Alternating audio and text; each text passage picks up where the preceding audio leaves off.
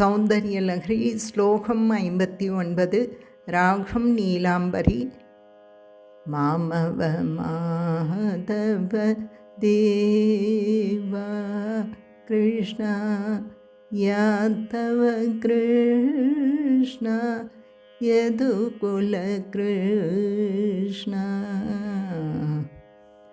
സ്ഫുരത്കണ്ഠബോധ സ്ഫുരത്കണ്ഠബോധ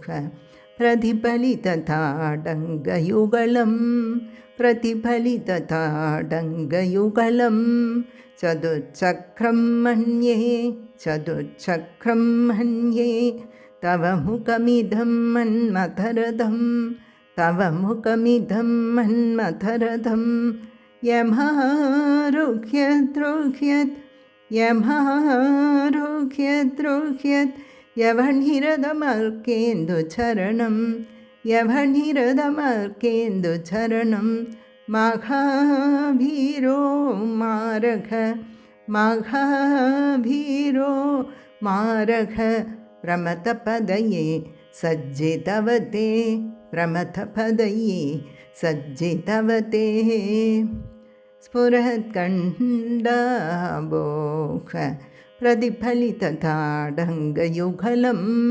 സ്ഫുരത്കണ്ഠബോധ പ്രതിഫലിതതാടങ്കയുഗളം ചതുശ്ചക്രം മന്യേ തവ മുഖമിദം മന്മഥരഥം ചതുശ്ചക്രം മന്യേ തവ മുഖമിദം മന്മഥരഥം യമഹാരുഹ്യദ്രുഹ്യത് യവനിരതമർക്കേന്ദുചരണം യമഹാരുഹ്യദ്രുഹ്യത് യവനിരതമർക്കേന്ദുചരണം മഹാഭീരോ മാരക പ്രമഥപദയേ സജ്ജിതവതേ മഹാഭീരോ മാരക പ്രമഥപദയേ സജ്ജിതവതേ സ്ഫുരത്കണ്ഠബോധ പ്രതിഫലിതതാടങ്കയുഗളം ചതുശ്ചക്രം മന്യേ തവ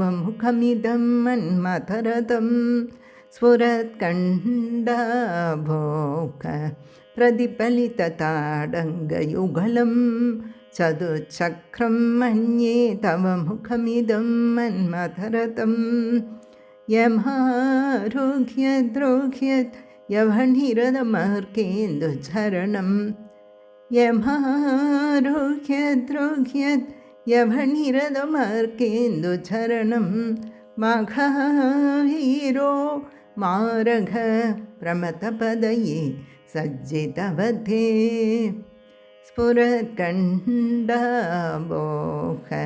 പ്രതിഫലിതതാടങ്കയുഗളം ചതുശ്ചക്രം മന്യേ തവ മുഖമിദം മന്മഥരഥം യമഹാരുഹ്യദ്രുഹ്യത് യവനിരതമർക്കേന്ദുചരണം മഹാഭീരോ മാരഘ പ്രമഥപദയേ സജ്ജിതവതേ സ്ഫുരത്കണ്ഠബോധ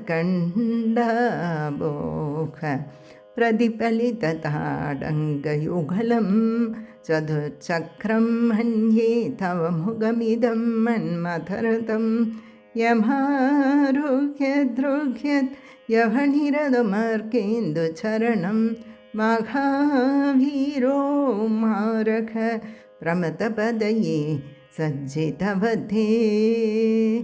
ഈ ശ്ലോകത്തിൻ പൊരുൾ: ஹே தேவி, உன்னுடைய தாடகங்கள் என்னும் ஸ்ரீசக்கர ரூபமான வைரத்தோடுகள் உன் கன்னங்களில் பிரதிபலிக்கின்றன. அவைகளுடன் கூடிய உன் திருமுகத்தை 4 சக்கரங்களுடன் கூடிய மன்மதனின் ரதமெனக் கருதுகின்றேன். இந்த ரதத்தில் ஏறிக்கொண்டுதான் மன்மதன் சூரியனையும் சந்திரனையும் சக்கரங்களாக கொண்ட பூமியாகிய ரதத்தில் ஏறி திரிபுரகங்களை அழித்த பரமசிவனை எதிர்த்து போரிட்டானோ. ஓம் ஸ்ரீ மாத்ரே நமக.